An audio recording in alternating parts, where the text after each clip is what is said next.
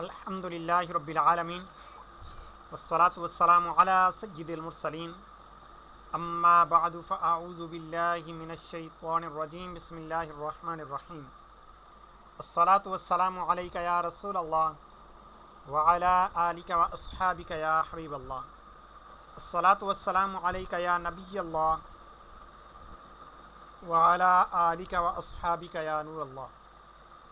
अल्हम्दुलिल्लाह हमारा 4th level तौहीद course का सिलसिला जारी है और इसके अंदर हमारा अभी जो मौजू चल रहा है वो है तौज़ीहुल अफ़लाक से। तौज़ीहुल अफ़लाक के अंदर चंद एक अबवाब हैं। आज इंशाअल्लाह अज़्ज़वजल हम चौथा बाब और 5वां बाब, ये दोनों बाब इंशाअल्लाह अज़्ज़वजल मुकम्मल पढ़ेंगे और फिर अगली हमारी क्लास के अंदर छठा बाब ये पढ़ाया जाएगा। तो आइए हम अपने सबक की जाने बढ़ते हैं। उससे पहले अच्छी सी नीयतें कर लेते हैं कि इंशाअल्लाह अज़्ज़वजल रिज़ा इलाही के लिए हुसूल मदीन की खातिर क्लास में अव्वल ताखिर शरीक रहूँगा। ख़ास बातें लिख लूँगा, फ़ुज़ूल सवालात से बचूँगा। जहाँ पर ज़रूरत महसूस है अपना सवाल अलग से लिख लूँगा और अपना सवाल क्लास के आखिर में पेश कर दूँगा। क्लास टाइम मुकम्मल होने के बाद अपने इसबाक की दोहराई भी करूँगा। अल्लाह पाक से दुआ है कि अल्लाह तबारक व तआला हमें इस्तिक़ामत नसीब फ़रमाए। अल्लाह पाक हमें इस इल्म की चाशनी नसीब फ़रमाए। अल्लाह पाक इल्म नाफ़े नसीब फ़रमाए। अल्लाह पाक ज़वाली नेमत से महफूज फ़रमाए। चौथा बाब अवारिज़ नय्यरैन का बयान। नय्यरैन कहते हैं प्यारे तलबा किराम सूरज और चाँद को। सूरज को भी नय्यर कहते हैं, चाँद को भी नय्यर कहते हैं। नय्यरैन जब दोनों लिखा हो, ये नय्यरैन अरबी का लफ्ज़ है जिसका मतलब दो नय्यर, और वैसे नय्यर का जो लफ्ज़ है सूरज और चाँद इन दोनों के ऊपर आता है। जब नय्यरैन आ गया तो इसका मतलब दो नय्यर से मुराद सूरज और चाँद दोनों हैं। इनके जो अवारिज़ात हैं उनका बयान अभी हम पढ़ेंगे। महताब नीलगुन माइल बस स्याही है। एक है आफ़ताब, एक होता है महताब। आफ़ताब कहते हैं सूरज को, महताब कहते हैं चाँद को। अब यहाँ पर मुफ्ती साहब चाँद की शक्ल, चाँद का रंग बता रहे हैं कि चाँद की रंगत कैसी है। नीलगूं माइल बस स्याही है, यानी नीला है लेकिन माइल बस स्याही है, और वो आईना की तरह सकील है। अब सकील किसको कहते हैं? जिस तरह से आईना होता है कि उसके ऊपर कोई भी अगर रोशनी डाली जाए तो रोशनी वापस जैसे रिफ्लेक्ट करती है, रोशनी वापस आती है, इस तरह से चाँद है कि इसके ऊपर रोशनी पड़ेगी तो रोशनी फिर वापस भी आएगी। और कुर्रा है जिसका ज़्यादा हिस्सा आफ़ताब से अक्सर रोशन रहता है। यानी ये जो महताब है ये एक कुर्रा है। कुर्रा कहते हैं बिल्कुल गोल चीज़, जिस तरह गेंद होती है इस तरह, ना कि जिस तरह प्लेट, जिस तरह गेंद होती है गोल, इस तरह गोल है जिसका ज़्यादा हिस्सा आफ़ताब से रोशन रहता है। ज़्यादा से मुराद आधे से ज़्यादा, यानी जो हिस्सा आफ़ताब की तरफ होता है उधर रोशन रहता है और दूसरी तरफ तारीक। मगर रोशन और तारीक हिस्सों की वज़ह हर घड़ी बदलती जाती है, यानी हर लम्हे जो है इसका रोशन हिस्से में और अंधेरे वाले हिस्से में जो इसके मकामात हैं उनमें तब्दीली आती जाती है। तारीकी रोशन हिस्सा की तरफ और रोशनी तारीक हिस्सा की तरफ बढ़ती रहती है। मसलन कोई शख्स लकड़ी का एक गेंद ले, अब ये प्रैक्टिकल बता रहे हैं मुफ्ती साहब कि अगर कोई इसका प्रैक्टिकल करना चाहे कि किस तरह से रोशनी आती है चाँद पर।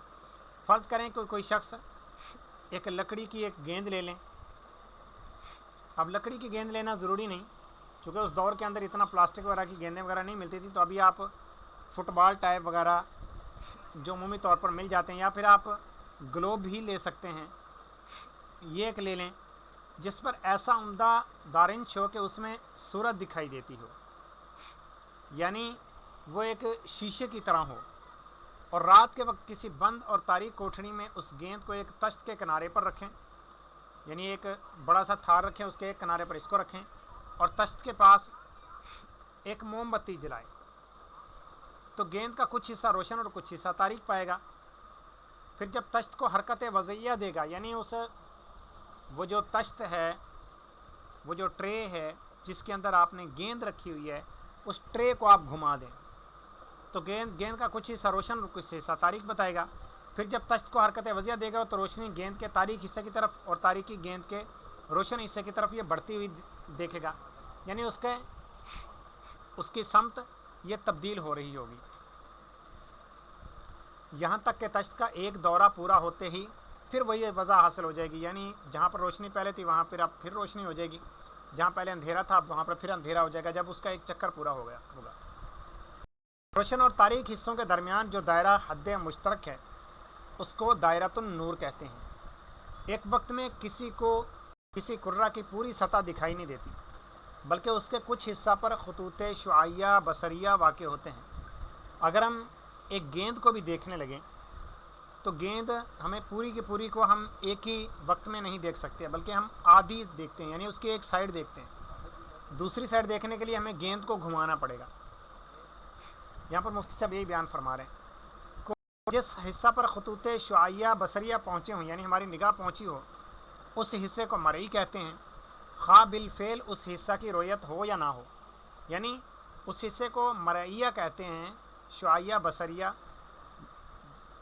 ہم اس کو دیکھ رہے ہوں یا نہ دیکھ رہے ہوں۔ ہم کسی بند کمرے میں ہوں تو ظاہر سی بات ہے ہم اس کو دیکھ تھوڑی رہے ہیں چاند کو، حالانکہ اس کو مرئی کہہ رہے ہیں۔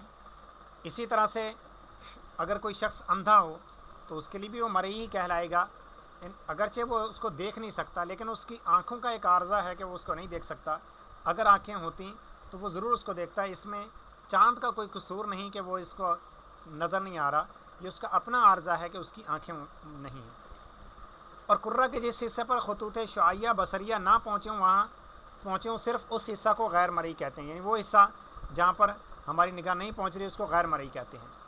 مرئی اور غیر مرئی حصوں کے درمیان جو دائرہ حد مشترک ہو اس کو دائرۃ الرؤیہ کہتے ہیں۔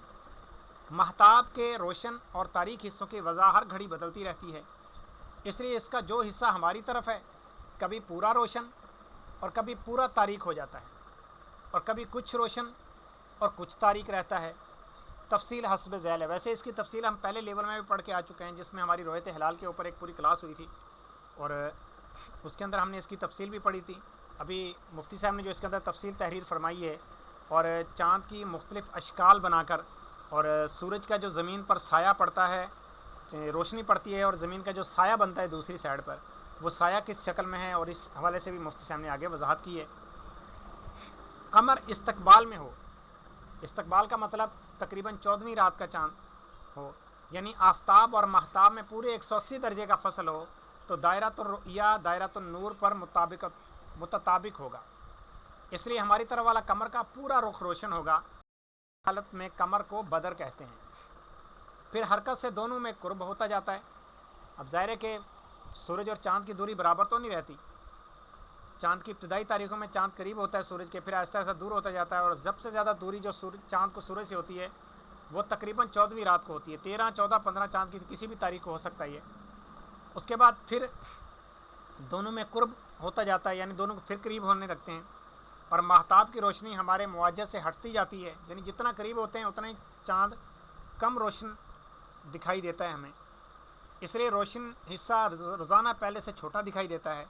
اس حالت میں دائرۃ الرؤیہ دائرۃ النور کا تقاطع کرتا ہے، جس سے قمر کے 4 حصے ہو جاتے ہیں، جن میں سے صرف ایک حصہ مستیز مرئی ہوتا ہے، یعنی ہم اس سے استفادہ حاصل کر سکتے ہیں، اس کو دیکھ سکتے ہیں اور ہمیں روشن دکھائی دیتا ہے۔ باقی رہے 3 حصے، ایک مقابل اور 2 متجاور، وہ ہمیں روشن دکھائی نہیں دیتے، اس لیے کہ مقابل حصہ نہ مستیز ہوتا ہے نہ مرئی ہوتا ہے۔ چاند جو ہماری جانب ہے، ہماری جانب جتنا موجود ہے اس میں سے بھی آدھا روشن ہے آدھا روشن نہیں ہے، جو روشن نہیں ہے وہ تو نظر نہیں آتا، جو روشن ہے وہ نظر آتا ہے۔ 2 حصے یہ ہو گئے، اور 2 حصے اس کے اپوزٹ سائڈ پہ، جو اس کے اپوزٹ ہونے کی وجہ سے اندھیرے والا تو ویسے نظر نہیں آئے گا، روشن حصہ چونکہ دوسری جانب ہے لہٰذا وہ بھی نظر نہیں آئے گا، اور ایک متجاور حصہ صرف مستیز ہوتا ہے، دوسرا صرف مرئی۔ قمر کی روشنی ہمارے مواجہ سے ہٹتے ہٹتے بالکل ہٹ جاتی ہے، اور دائرۃ الرؤیہ گویا دائرۃ النور پر متطابق ہو جاتا ہے، اس لیے ہماری طرف قمر کا پورا رخ تاریخ معلوم ہوتا ہے۔ چاند کی جو ابتدائی تاریخیں ہوتی ہیں اس میں قمر کو اس حالت میں محاق کہتے ہیں، بلکہ چاند کی جو آخری تاریخیں ہوتی ہیں یہ اجتماع میں ہوتا ہے، یعنی سورج اور چاند ایک ہی طول بلد پر جب آ جاتے ہیں یعنی اکثر اس وقت ہوتا ہے جب شمس و قمر میں 12 درجے سے بھی کم فاصلہ رہے. پہلے فاصلہ زیادہ تھا 14ویں کے چاند کا، پھر آہستہ آہستہ کم ہوتا گیا اور دونوں میں 12 درجے سے بھی جیسے کم فاصلہ ہوا، اس کے بعد اب چاند نظر آنا مشکل ہے. اس کے بعد بھی آفتاب سے اس کا قرب بڑھتا ہی رہتا ہے، یعنی اس کو مزید قریب ہوتے رہتے ہیں، یہاں تک کہ آفتاب و ماہتاب کی تقویم برابر ہو جاتی ہے، یہاں تک کہ اب چاند اور سورج برابر ہو جاتے ہیں، ان کے درمیان کچھ بھی فاصلہ نہیں ہوتا، ایک ہی طول بلد پہ آ جاتے ہیں اور بعض اوقات ایک ہی ساتھ میں عرض بلد بھی ہو جاتا ہے، اور دائرۃ الرؤیا دائرۃ النور پر حقیقتاً متطابق ہو جاتا ہے. آفتاب و ماہتاب کی تقویم برابر ہونے کو قران نیرین کہتے ہیں، یعنی نیرین آپس میں مل گئے، اور نیرین کہتے ہیں سورج اور چاند کو. پھر ماہتاب آفتاب سے آگے مشرق کی طرف بڑھتا ہے. اب فوراً اگلے ہی لمحے چونکہ سورج کی سپیڈ تیز ہے یومیہ، لہٰذا سورج آگے نکل جاتا ہے، چاند پیچھے رہ جاتا ہے. اب چاند مشرق کی طرف بڑھتا ہے اور دائرۃ الرؤیا دائرۃ النور کا پھر حقیقتاً تقاطع کرتا ہے، لیکن ابھی تطابق کے حصی باقی رہتا ہے، اسی لیے ماہتاب کی روشنی ہمیں کچھ نہیں دکھائی دیتی. یعنی آگے تو بڑھ گیا سورج، لیکن ابھی بھی چاند نظر نہیں آئے گا. پھر ماہتاب آفتاب سے دور ہوتا رہتا ہے، یہاں تک جب تقریباً 12 درجے مشرق کی طرف دور ہو جاتا ہے تو دائرۃ الرؤیا دائرۃ النور میں تطابق کے حصی باقی نہیں رہتا. اس لیے قمر کا کچھ حصہ ہمیں دکھائی دیتا ہے جسے ہلال کہتے ہیں. یعنی اب چاند ایک باریک سا ہمیں دکھائی دیتا ہے جسے ہلال کہتے ہیں. ہلال یعنی پہلی رات کا چاند، جس کو 2 قوسیں احاطہ کی ہوتی ہیں، نیچے سے دائرۃ الرؤیا کی قوس اور اوپر سے دائرۃ النور کی قوس احاطہ کی کرتی ہے. قران نیرین سے ہلال تک عموماً کج لز کح یعنی 23 گھنٹہ 37 منٹ 28 سیکنڈ فصل ہوتا ہے، اور قمری مہینے کی مدت 29 دن 12 گھنٹے 44 منٹ اور 5 سیکنڈ ہے، اور قمری سال کی مدت 354 دن 8 گھنٹے 49 منٹ ہے. قمر کی روشنی ہمارے معاوضے کی طرف بڑھتی جاتی ہے، یعنی ہمارے طرف والا جو اس کا حصہ ہے وہاں پر روشنی بڑھتی جاتی ہے، یہاں تک کہ بدر ہو جاتا ہے اور وہی وضع حاصل ہو جاتی ہے. پھر اسی طرح ہوتا رہتا ہے، یعنی جس طرح پہلے جہاں سے بات کی تھی کہ بالکل بدر کی سے انہوں نے مفتی صاحب نے بات شروع کی تھی اور بدر پر ہی اس کا اختتام ہوا. سورج گہن کب ہوتا ہے؟ جرم قمر پر ہو کر گزرنے والے خط مستقیم کا ایک کنارہ ہم سے اور دوسرا کنارہ شمس سے مماس ہو تو قمر ہمارے اور شمس کے درمیان یقیناً حائل ہو جائے گا. یعنی سورج کی ٹکیا سے ہم ایک خط مستقیم لیں سیدھا، جو کہ ہم سے بھی ٹکرائے، جا کے سورج سے بھی ٹکرائے. مطلب یہ ہے چاند بیچ میں آ جائے، ہماری یہاں سے ہمارا خط نکلا چاند کے اندر سے گزر کے پھر جا کے سورج سے ٹکرایا تو قمر ہمارے اور شمس کے درمیان یقیناً حائل ہو جائے گا، اور پورا آفتاب یا اس کا کچھ حصہ ہمیں دکھائی نہ دے گا. اسی کو سورج گہن کہتے ہیں. نیرین راس یا زمبیں یا ان میں سے کسی کے آس پاس ہوں تو سورج گہن ممکن ہوگا، ورنہ نہیں ہوگا. مطلب کیا ہے کہ دونوں کا تقریباً عرض بلد یا بالکل سیم ٹو سیم ہو. اب عرض بلد سے مراد دونوں کا میل شمس اور میل قمر دونوں کا سیم ٹو سیم ہو، یا پھر اس کے قریب ہو تو سورج گہن ممکن ہوگا، ورنہ نہیں ہوگا ممکن. اب ہے چاند گہن. زمین کا سایہ چاند پر پہنچے تو پورا چاند یا اس کا کچھ حصہ اس حالت کے اندر روشن نہیں ہوگا، اسی کو چاند گہن کہتے ہیں. نیرین میں تقریباً 180 درجے کا فصل ہو، ان میں سے ایک راس یا اس کے آس پاس دوسرا زمب یا اس کے آس پاس ہو تو زمین شمس و قمر کے درمیان حائل ہو سکے گی. یعنی اب زمین بیچ میں ہو، ایک طرف سورج اور دوسری طرف چاند، اور اس کا سایہ قمر پر پہنچ سکے گا، ورنہ نہیں. لہٰذا کہا جاتا ہے کہ کوئی شے بھی ایسی نہیں ہے چاند میں سے کہ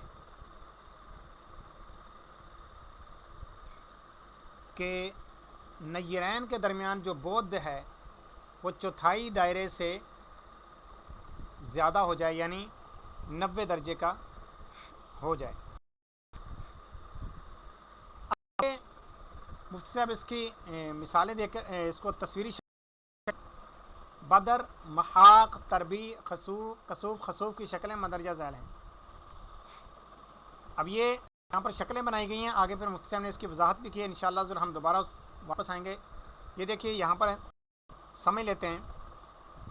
नंबर 1 से मुराद शम्स है, यहाँ पर भी शम्स, यहाँ पर भी शम्स यानी सूरज। पर 2 से मुराद अर्ज़। अब देखिए ये 2 से मुराद अर्ज़, ये सूरज है और ये ज़मीन है। नंबर 3 है अलक़मर मुनख़सिफ़। ये देखिए ये ऐसा चांद के जिसको गहन लग चुका है। ये देखिए सूरज की रोशनी निकली, ज़मीन का साया पड़ा आगे चांद पर जाकर, तो लिहाजा चांद नजर आना बंद हो गया। चौथा है अलक़मर बैनल अर्ज़ व शम्स।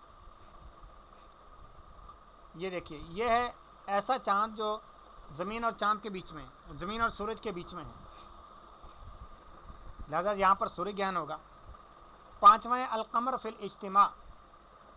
नंबर 5 ये, इसको कहते हैं इज्तिमा। देखिए सूरज जहाँ पर है वहीं पर बिल्कुल उसके सेम नीचे चांद भी आ गया, लिहाजा इसको कहेंगे कि सूरज चांद का आपस में इज्तिमा हुआ है। छठा है अलक़मर फ़िल इस्तक़बाल। ये देखिए 6 नीचे है। जब चांद यहाँ पर तो इस्तक़बाल होगा यानी 14वीं का होगा। यहाँ से सूरज मुकम्मल रोशन कर रहा है और जितना रोशन कर रहा है उतना ही हमें ज़मीन से नज़र भी आ रहा है। चौथा है अलक़मर फ़ित तरबी। एक होता है तरबी अव्वल, एक होता है तरबी आखिर। ये देखिए 7 इधर भी, ये 7 इधर भी। इनमें से एक तरबी अव्वल और दूसरा तरबी आखिर है। आगे है नुक्ता गरबिया। नुक्ता गरीबा, ज़मीन और पानी मिलकर एक कसीफ कुर्रा है। ज़मीन और पानी मिलकर यानी जो हमारी अर्थ है, अर्ज़ है, इसके अंदर एक तो मिट्टी है अर्ज़ ज़मीन और दूसरा इसके ऊपर पानी। ये दोनों मिलकर एक कसीफ कुर्रा है जिसका अक्सर हिस्सा सकील है, यानी इसका अक्सर हिस्सा शीशे की तरह है, जिसके ऊपर कोई रोशनी पड़ेगी तो वो चमकेगी। और वो कौन सा हिस्सा है? वो है पानी का हिस्सा, क्योंकि ज़मीन में तकरीबन 70% हिस्सा पानी पर मुश्तमिल है। तो अब अक्सर हिस्सा वो पानी का जो है वो ऐसा है कि उस पर रोशनी पड़ती है तो वापस रिफ्लेक्ट करती है। जिस तरह कमर कसीफ़ व सकील होने के बायस आफ्ताब से रोशन होकर अक्स ज़मीन की तरफ फेंकता है, यानी जिस तरह चाँद रोशन होता है, हमें ज़मीन से नज़र आता है चाँद रोशन है, उसी तरह ज़मीन और पानी के मजमुआ का मुझको कुर्रा भी कसीफ़ व सकील होने के बायस आफ्ताब से रोशन होकर अक्स कमर की तरफ फेंकता है। लिहाजा चाँद पर अगर कोई पहुंच जाए तो वहाँ से ज़मीन उसको ऐसी मालूम होगी कि चाँद है, और जैसे यहाँ ज़मीन के इर्द गिर्द चाँद की गर्दश मालूम होती है, वहाँ चाँद के इर्द गिर्द ज़मीन की गर्दश मालूम होगी। और इश्काल हिलालिया, बदरिया, महाकिया, कसूफ, खसूफ वगैरह उसको दिखाई देंगे। तो हमारे यहाँ बदर होगा तो वहाँ महाक, और हमारे यहाँ महाक होगा तो वहाँ बदर, और हमारे यहाँ कसूफ तो वहाँ खसूफ, और हमारे यहाँ खसूफ तो वहाँ कसूफ। हर हालत बरक्स होगी। जिस तरह हमारे यहाँ से चाँद पर धब्बा दिखाई देता है, वहाँ से ज़मीन पर धब्बा दिखाई देगा, क्योंकि ज़मीन का जो हिस्सा पानी से बाहर है उससे नूर मुनाकिस नहीं होता, वहाँ से नज़र नहीं आता। अब ये देखिए सूरज तो रोशन कर ही रहा है। अगर आप ज़मीन पर खड़े हैं, चाँद बिल्कुल बीच में आ गया ज़मीन और सूरज का, तो ज़ाहिर है रोशन नहीं होगा। अपोजिट साइड पर चला गया तो रोशन होगा और फुल होगा। कहते हैं चाँद पर पहुंच गया तो अगर ज़मीन वालों के लिए 14वीं रात है तो आपके लिए पहली रात होगी। देखिए ज़मीन वालों के 14वीं रात ये है कि जब 6 नंबर पर चाँद हो, और 6 नंबर पर अगर आप खुद खड़े हैं तो देखिए कि ज़मीन बीच में आ जाएगी, ज़मीन आपको रोशन नज़र नहीं आएगी, लिहाजा पहली रात की तरह बन जाएगी। इस तरह से ज़मीन वालों के लिए जो पहली रात होगी और वो इस हालत में बनेगी कि पहली रात के चाँद बीच में आ जाए, और चाँद पर रहने वाले के लिए सब ज़मीन उसके अपोजिट साइड पर चलेगी, तो लिहाजा ज़मीन पूरी की पूरी रोशन होगी, उसके लिए 14वीं रात का होगा। इसी से कसूफ खसूफ निकलता है। कसूफ कहते हैं सूर्य ग्रहण के वक्त को, खसूफ कहते हैं चाँद ग्रहण के वक्त को। अब ज़ाहिर है कि वहाँ पर सूर्य ग्रहण होगा या ज़मीन ग्रहण होगा, और सूर्य ग्रहण तब होगा जब زمین بیچ میں آ جائے گی، اور زمین بیچ میں آنے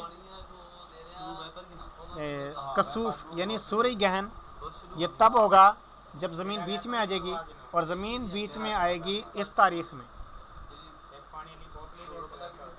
اور حالانکہ ویسے پہلی رات کو یعنی چاند کی آخری تاریخوں میں سورج گہن ہو سکتا ہے، لیکن یہاں پر زمین والوں کے لیے جب 14ویں رات ہوگی تو یہاں پر پھر سورج گہن ہو سکتا ہے. یعنی دونوں کے معاملات بالکل الٹ ہوں گے.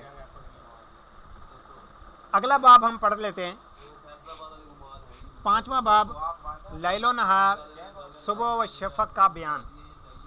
زمین کرہ ہے جس کا زیادہ حصہ آفتاب سے روشن رہتا ہے. اب زیادہ حصہ کیوں روشن رہتا ہے؟ یعنی پورا برابر کیوں نہیں رہتا؟ یعنی زمین کے حصہ کی طرف آفتاب ہوتا ہے، ادھر زمین روشن رہتی ہے، دوسری طرف تاریک. اس کے روشن اور تاریک حصوں کے درمیان دائرۃ النور حد مشترک ہے، یعنی بیچ میں کچھ حصہ ایسا ہوتا ہے جو جہاں پر روشنی اگرچہ کم پہنچتی ہے لیکن وہ بھی روشن ہوتا ہے. زمین کا سایہ مخروط ہے جس کی ابتدا دائرۃ النور سے ہے اور انتہا ایک ایسے نقطے پر ہے جس سے ایک خط مستقیم نکل کر مرکز ارض پر گزرتا ہوا مرکز شمس پر پہنچتا ہے. آئیے ہم اس کو سمجھ لیتے ہیں. اوپر یہ دیکھیے، یہ زمین ہے، اس کا سایہ یوں ہوتا ہے مخروطی گاجر کی شکل کا. اس کا بالکل جو سینٹر ہے، سینٹر سے لائن لیں گے، دیکھیں زمین کے مرکز کو بھی چھوئے گی اور جا کر پھر سورج کو بھی چھوئے گی. وہ نقطہ اس مخروط کی نوک اور دائرۃ النور اس مخروط کا قاعدہ ہے، اور جس خط مستقیم کا ایک کنارہ اس مخروط کے قاعدہ کے مرکز سے اور دوسرا کنارہ اس مخروط کی کون نوک سے مماس ہے، وہ اس مخروط کی سہم ہے. زمین کے سایہ کی نوک فلک زہرہ پر پہنچتی ہے اور کبھی منطقۃ البروج سے شمال یا جنوب کی طرف نہیں ہٹتی، اس لیے کہ مرکز شمس منطقۃ البروج سے کبھی نہیں ہٹتا. زمین کا سایہ جب افق سے اوپر ہو تو رات اور افق سے نیچے ہو تو دن ہوتا ہے. یعنی زمین کے سائے کو آفتاب کی شعاعیں گھیرے رہتی ہیں. آدھی کو ظل عرض کی نوک دائرۃ نصف النہار پر ہوتی ہے، پھر جوں آفتاب افق شرقی کی طرف بڑھتا جاتا ہے ظل عرض کی نوک افق غربی کی طرف بڑھتی جاتی ہے، اور آفتاب کی روشنی شرق سے ہماری طرف بڑھتی جاتی ہے لیکن دکھائی نہیں دیتی. پھر جب آفتاب افق شرقی سے زیادہ قریب ہوتا ہے تو افق شرقی سے کچھ اوپر شرقاً غرباً لمبی روشنی نظر آتی ہے. ایک مشرق سے مغرب کی طرف روشنی نظر آتی ہے، وہ روشنی سب سے پہلے لمبی افق شرقی کے کچھ اوپر نظر آتی ہے، اس کو صبح کاذب اور فجر مستطیل کہتے ہیں. سوال: صبح کاذب کے وقت کیا افق پر روشنی نہیں ہوتی؟ اور اگر افق پر روشنی ہوتی ہے تو افق شرقی سے اوپر جب روشنی دکھائی دیتی ہے تو اس وقت افق شرقی پر کیوں نہیں دکھائی دیتی؟ جواب: صبح کاذب کے وقت افق شرقی روشن ہوتا ہے، لیکن افق حقیقی بنسبت افق حصی صاف تر اور ناظر کی نظر سے قریب تر ہے. افق حصی کہتے ہیں اس عام افق سے کچھ اوپر، جہاں پر جا کر سورج اپنی اصلی حیت میں آتا ہے، ورنہ اسے نیچے تو جب سورج ہوتا ہے تو اس کی کرنیں غائب ہوتی ہیں، وہ روشنی زیادہ نہیں دے رہا ہوتا، اس کو ٹک کر ہم دیکھ سکتے ہیں، ہماری آنکھوں کو نقصان بھی نہیں دے رہا ہوتا. صبح صادق کے وقت افق حصی پر سب سے پہلے روشنی دکھائی دیتی ہے، اور افق حصی کے صاف تر ہونے کی کیا وجہ ہے؟ کرۂ ارض کو ٹھیک ہے، اور افق حقیقی بنسبت ناظر کی نظر سے افق حصی کے اقرب ہونے کی کیا دلیل ہے؟ جواب: کرۂ ارض کو ہر طرف سے کرۂ بخار محیط ہے، یعنی بخارات اس کے ارد گرد منڈلا رہے ہیں، جو افق حصی پر منطبق ہونے والے خط بصری کے راستے میں قلیل واقع ہوتا ہے، لیکن افق حقیقی پر منطبق ہونے والے خط بصری کے راستے میں اکثر واقع ہوتا ہے، جیسا کہ نقشہ ہے. لہذا افق حقیقی کی بنسبت افق حصی صاف ہے، اور ناظر کی نظر سے جو خط بصری نکل کر افق حصی پر منطبق ہوتا ہے وہ اقصر ہے، اور جو خط بصری افق حقیقی پر منطبق ہوتا ہے وہ اکبر ہے. جیسا کہ نقشہ ذیل سے ظاہر ہے، اس لیے ناظر کی نظر سے افق حصی اقرب اور افق حقیقی آباد ہے. اب یہ شکل بنی ہوئی آئے گی، اس کے اندر بیان با سے مراد مرکز عالم. یہ دیکھیے جو زمین ہے یہ گول، اس کا جو مرکز ہے وہ مرکز عالم ہے. جیم حمزہ ہا یہ کرۂ ارض ہے. ٹھیک ہے، جیم حمزہ ہا، یہ قرۂ ارض، واو زا ہا قرۂ بخار، واو زا، یہ دیکھیے یہ قرۂ بخارات ہیں، اور جیم بصر ناظر، یہ بصر ناظر کے یہاں سے کھڑا ہونے والا شخص جو افق کو دیکھ رہا ہے وہ یہاں پر کھڑا ہوگا، واو افق حصی ہے، یہ زا افق حقیقی، جیم واو افق حصی پر منطبق ہونے والا خط بصری، یہ جیم واو افق حصی پر منطبق ہونے والا خط بصری، اور جیم زا افق حقیقی پر منطبق ہونے والا خط بصری، یہ جیم زا۔ فتح رضویہ میں ہے کہ بعض کتب میں صبح کاذب کی وجہ تسمیہ لکھی کہ یعقبہ ظلمۃ فالافق یکذب، یعنی اس کے عقب میں اس کے پیچھے ظلمت ہوتی ہے، اندھیرا ہوتا ہے، تو یہ سپیدی تو کہہ رہی ہے کہ صبح ہو گئی مگر افق اس کی تکذیب کرتی ہے، لہٰذا اسے صبح کاذب کہتے ہیں۔ اس کے معنی بعض علماء زمانہ قریب جیسے سعد اللہ صاحب رامپوری نے یہ سمجھ لیے کہ صبح کاذب کی سپیدی جا کر اس کے بعد اندھیرا ہو جاتا ہے، یہ پہلے صبح کاذب آتی ہے، پھر اندھیرا ہوتا ہے، پھر صبح صادق آتی ہے، اور پھر صبح صادق نکلتی ہے، حالانکہ یہ محض باطل ہے۔ صبح کاذب کی سپیدی جہاں شروع ہوتی ہے وہ اخیر تک بڑھتی ہی جاتی ہے، ہرگز غروب آفتاب تک وہاں تاریکی نہیں آتی، بلکہ اس کے معنی یہ ہیں کہ صبح کاذب کی سپیدی افق سے بہت اونچی ظاہر ہوتی ہے، اور اس عقب میں اس کے پیچھے افق میں اس کے نیچے بالکل اندھیرا ہوتا ہے، پورے کا پورا باقی افق اندھیرے میں۔ جب صبح صادق پھیلتی ہے یا تاریکی بھی روشنی سے بدل جاتی ہے، اسی میں سے یہ بیاد یعنی صبح کاذب افق سے بہت اوپر ہی حادث ہوگی، اس کے نیچے تمام کنارہ آسمان تاریک ہوگا، اسی کو تو یعقبہ ظلمۃ کہا گیا۔ آفتاب کی کرنیں پہلے اس حصہ میں سپیدی لاتی ہیں جو کنارہ زمین کے متصل ہے، یعنی پہلے وہاں پر روشن ہوتی ہے مگر نہ وہ کبھی محسوس ہوئی نہ ہو۔ افق میں بخارات کا ازدحام، خطوط نظر کا 100 میل بخار وغیرہ کثافات کو طے کر کے افق تک جانا آفتاب کی دھوپ جیسی روشن چیز کو کتنا میلا کر کے دکھاتا ہے، یعنی سورج بھی دھندلا ہو جاتا ہے، میلا ہو جاتا ہے کہ سفیدی کی جگہ سرخی میں ہوتی ہے، تیزی نام کو نہیں ہوتی۔ پھر یہ خفیف ضعیف سفیدی کیا اس قابل ہے کہ نظر آ سکے، جو صاف بھی کم ہے، نظر سے بھی دور بہت ہے، یہ تو ہمیشہ اوپر ہی چمکے گی، جہاں نظر سے قریب بھی ہے اور جگہ بھی بنسبت افق صاف تر ہے۔ آفتاب افق شرقی کی طرف بڑھتا ہی رہتا ہے، جب افق شرقی سے پورے 18 درجے دور رہ جاتا ہے تو افق شرقی میں شمالاً جنوباً پھیلی ہوئی سفید روشنی معلوم ہوتی ہے، جس کو صبح صادق اور فجر مستطیر کہتے ہیں۔ پھر جب افق شرقی سے کچھ اور قریب ہوتا ہے تو روشنی زیادہ تیز ہو جاتی ہے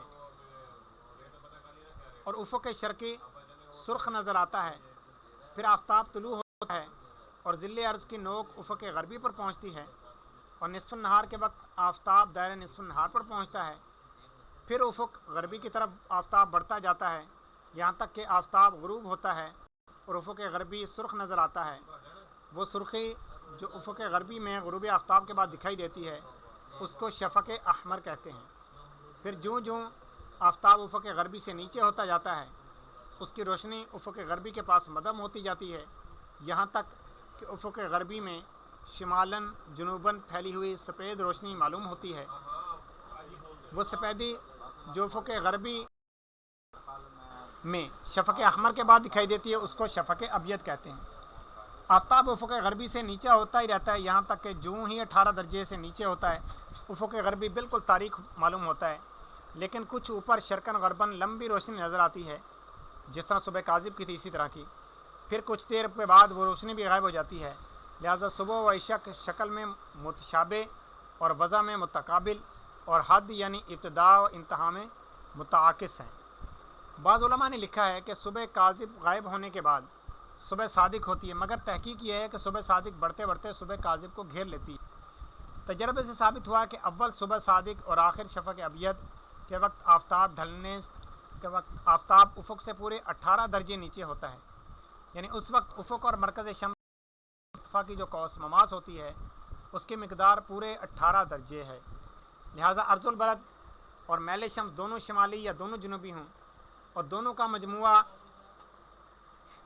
اب یعنی 72 درجے عین کے ہیں 70، با کے ہیں 2 عدد، یعنی 72 درجے یا زیادہ ہو مگر 90 درجے سے کم ہو، یا عرض بلد اور میل شمس میں سے کوئی ایک شمالی دوسرا جنوبی ہو، دونوں کا تفاوت 72 درجے یا اس سے زیادہ ہو، تو غروب آفتاب سے آدھی رات تک شفق ابیض رہے گا، اور آدھی رات سے طلوع آفتاب تک صبح صادق، لہذا شفق ابیض سے وہ متصل ہوگی اور عشاء کا وقت نہیں آئے گا۔ چنانچہ لندن وغیرہ میں کچھ راتیں ایسی ہوتی ہیں کہ وہاں عشاء کا وقت آتا ہی نہیں ہے، ایسی جگہ ان ایام میں عشاء کی نماز فرض ہونے نہ ہونے میں فقہ کرام کا اختلاف ہے۔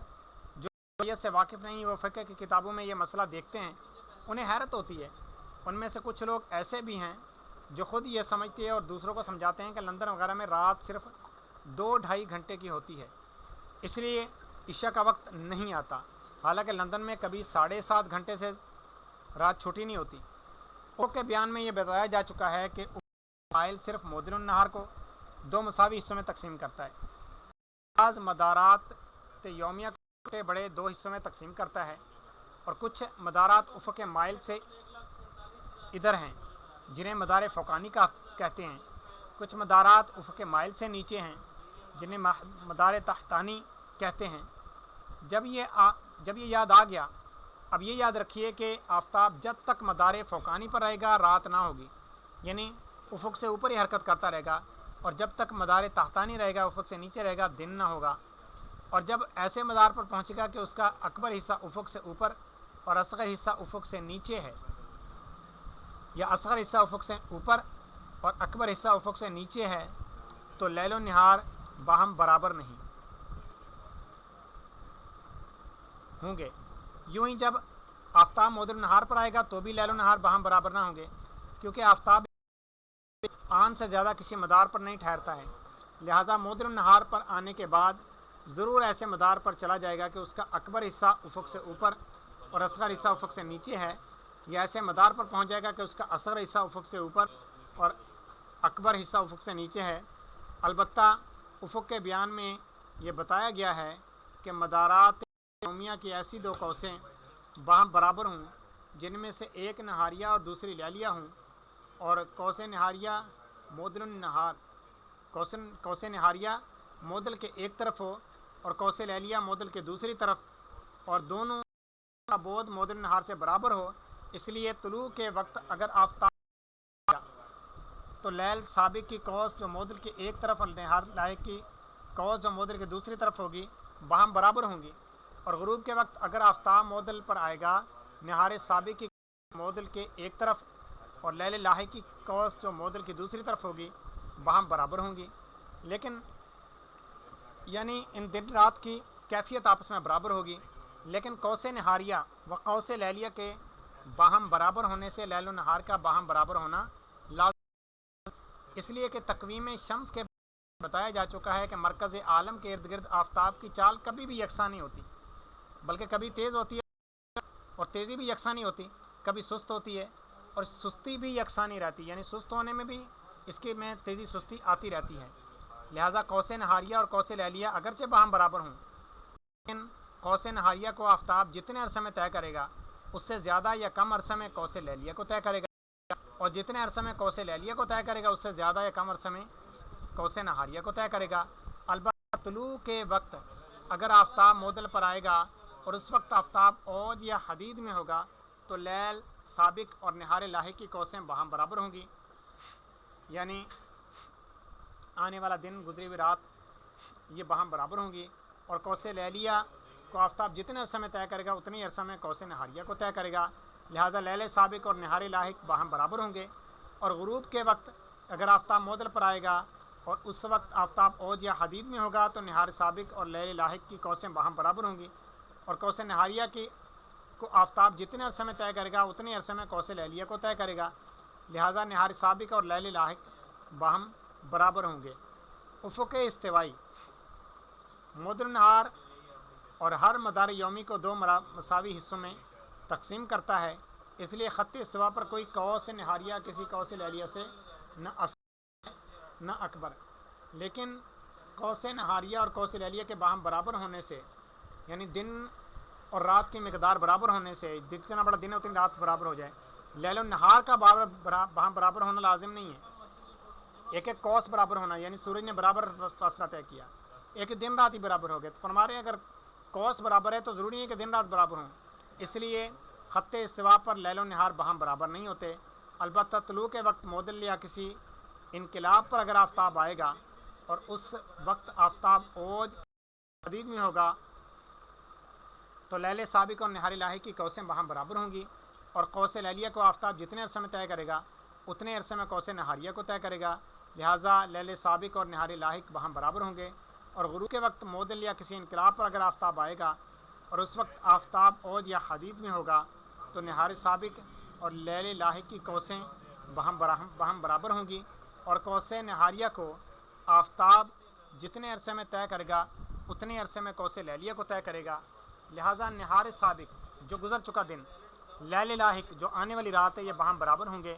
خلاصہ یہ کہ طلوع یا غروب کے وقت آفتاب اعتدال ربیعی یا اعتدال خریفی پر ہو، یعنی 21 مارچ یا 23 ستمبر دن آ جائے اور عین طلوع کے وقت سورج خط استوا پر ہو یا عین غروب کے وقت سورج خط استوا پر ہو، تو مطلقاً قوس لیلیہ قوس نہاریہ میں مساوات ہوں گی. اور طلوع یا غروب کے وقت آفتاب انقلاب سیفی یا انقلاب شتوی پر ہو تو صرف خط استوا پر قوس لیلیہ اور قوس نہاریہ برابر ہوں گی. یعنی جس بلد کا افق مائل ہے وہاں صرف 2 صورتیں ہیں، اور خط استوا پر 4 صورتوں میں قوس لیلیہ اور قوس نہاریہ باہم برابر ہوں گی. اور جب قوس لیلیہ و قوس نہاریہ باہم مساوی ہوں اور کسی اعتدال یا کسی انقلاب پر پہنچنے کے وقت آفتاب اوج یا حدید میں آیا ہو تو ان 2 قوسوں پر آفتاب کی حرکت کے زمانوں میں بھی مساوات اور لیل و نہار میں مساوات کے لیے شرطیں ہیں. یعنی قوس نہاریہ اور قوس لیلیہ میں مساوات اور ان 2 قوسوں پر آفتاب کی حرکت کے زمانوں میں مساوات. لہٰذا یہ کہا جاتا ہے کہ دن و رات برابر ہوں گے تحقیقی طور پر اس وقت کہ جب معدل نہار پر جب سورج تحویل کرے دونوں اعتدالوں میں سے کسی ایک اعتدال میں، یعنی اعتدال ربیع میں یا اعتدال خریفی میں، یا پھر انقلابین میں سے کسی ایک انقلاب پہ ہو، جب سورج طلوع یا غروب کے وقت ہو تو اب کیا ہوگے، دن رات برابر ہو جائیں گے، ورنہ تحقیقی طور پر دن رات برابر نہیں ہو سکتے. اچھا آگے ہم اردو کی عبارت پڑھ لیتے ہیں. نہ طلوع کے وقت آفتاب کسی اعتدال پر ہو نہ کسی انقلاب پر، نہ غروب کے وقت آفتاب کسی اعتدال پر ہو نہ کسی انقلاب پر، تو لیل و نہار خط استوا پر تقریباً برابر ہوں گے. یعنی خط استوا پر رہنے والوں کے لیے تقریباً برابر ہوں گے، مکمل نہیں. وجہ ہے کہ تعدیل ایام اس میں بھی اثر ڈالتی ہے. یوں ہی کسی اعتدال یا کسی انقلاب پر پہنچنے کے وقت آفتاب نہ اوج پر ہو نہ حدید میں تو خط استوا پر لیل و نہار تقریباً برابر ہوں گے. طلوع اور غروب کے علاوہ کسی دوسرے وقت اگر آفتاب معدل نہار پر ہو یا معدل نہار پر پہنچنے کے وقت آفتاب نہ اوج پر ہو نہ حدید میں تو عرض 90 کے علاوہ سارے عالم میں لیل و نہار تقریباً برابر ہوں گے. یعنی 90 درجے عرض بلد کے لیے برابر نہیں ہوں گے، اس کے علاوہ پوری دنیا کے لیے برابر ہوں گے. یہ ہمارا 5واں باب مکمل ہوا. ابھی کوئی سوال کرنا ہو تو کر لیں، اس کے بعد پھر ہم اپنے درجے کا اختتام کرتے ہیں.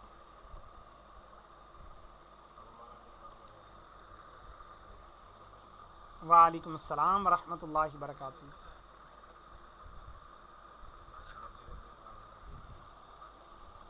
جی جی جی جی شاہ صاحب آ رہی ہے.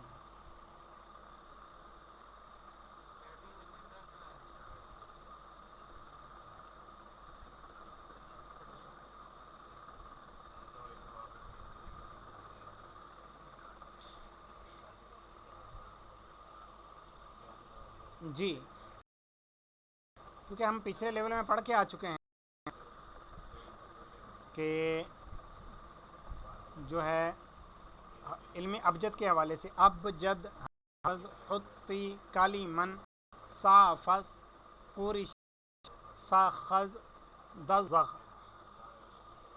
یہ یہاں سے ہم نکالیں گے. اب آئیے میں آپ کو وہ ٹیبل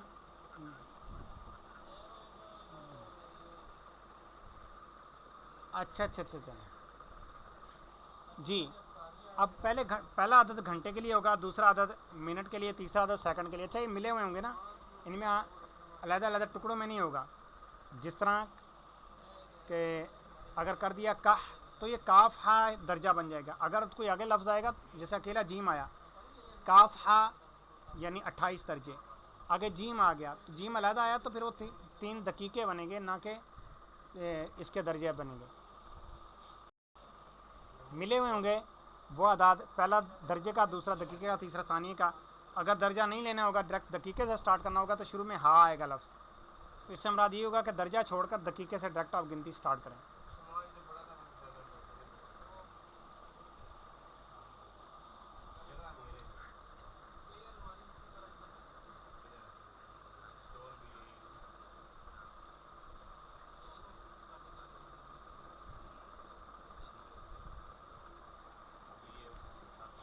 جی چاند گرہن کے حوالے سے ایک تو وہ ہے کہ جو شریعت کو مطلوب ہے، شرع کو مطلوب ہے جو چاند گرہن نظر آئے. ظاہر ہے کہ جو چاند گرہن نظر ہی نہیں آئے گا تو اس کی نماز کہاں سے پڑھیں گے جو نظر ہی نہیں آ رہا. اس کا تعلق دیکھنے سے، کیونکہ سورج کی چاند کی چیزوں کا تعلق دیکھنے سے. اب موجودہ فلکیات دانوں نے چاند کی اس والے سے قسمیں کی ہیں. ایک امبرا یعنی گہرا سایہ زمین کا چاند پر پڑنا، ایک ہے پین امبرا یعنی ہلکا سایہ. اب اس سے ہلکا سایہ جب پڑتا ہے تو پھر بھی چاند روشن ہی رہتا ہے اور بعض اوقات تو محسوس بھی نہیں ہو پاتا. تو اب جو پین امبرا ہوگا تو اس کو ہمارے بزرگوں نے چونکہ لکھا نہیں اور شرائع کو بھی یہ مطلوب نہیں ہے، لہٰذا ہم اس کو چاند گہن ان معنوں میں نہیں مانتے کہ اس کی نماز نہیں ہے. باقی جو امبرا ہوگا اگر چاند گہن تو وہ اس وقت زمین کا سایہ چاند پر گہرا پڑ رہا ہوتا ہے اور وہ گہن نظر بھی آ سکتا ہے، لہٰذا اس گہن کی نماز بھی ہوگی.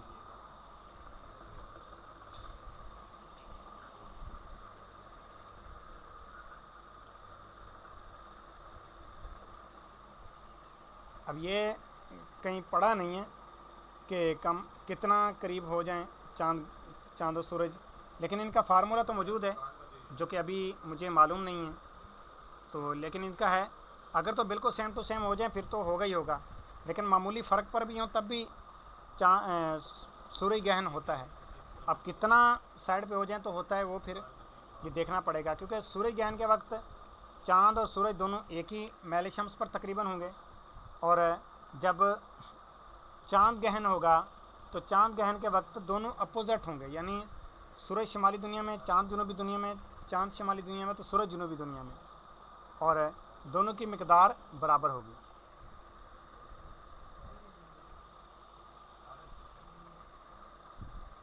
آمین. ٹھیک ہے حضور، پھر ابھی ہم اپنے درجے کا اختتام کرتے ہیں. اپنا خیال رکھیے، مدنی چینل دیکھتے رہیے. ہمارا مدنی مقصد مجھے اپنی اور ساری دنیا کے لوگوں کی اصلاح کی کوشش کرنی ہے انشاء اللہ عز و جل. السلام علیکم ورحمۃ اللہ وبرکاتہ.